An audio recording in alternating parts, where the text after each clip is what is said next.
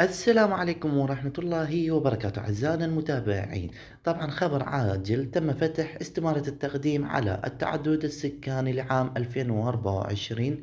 راح أشرح لكم أفضل طريقة لدخول وملء استمارة التقديم على التعدد السكاني لعام 2024.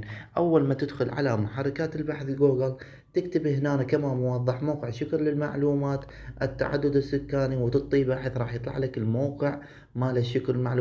تدخل على الموقع. أول ما تدخل على الموقع تنزل للأسفل مثل ما تشوفون، هذا رابط الاستمارة، تضغط عليه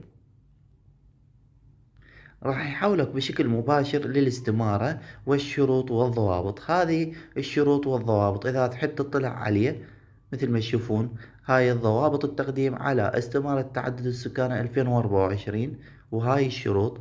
إذا أنت قارئ الشروط تضغط هنا موافق.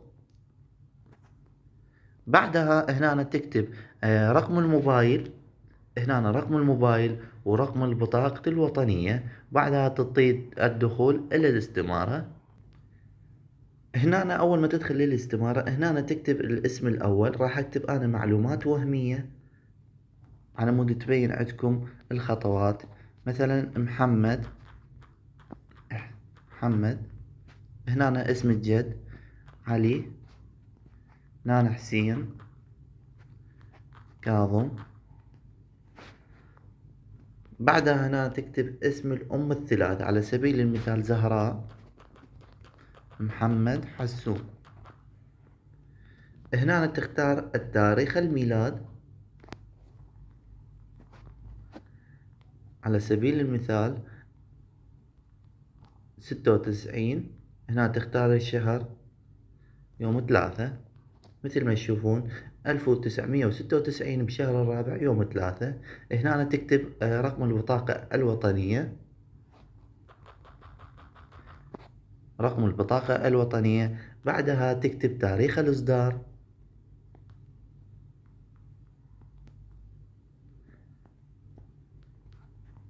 هنا تختار الجنس ذكر أو أنثى.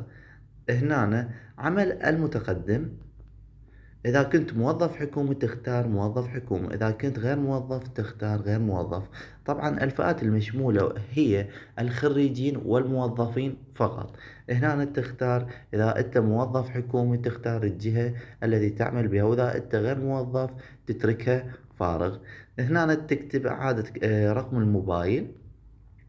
هنا تختار محافظة السكن، القضاء.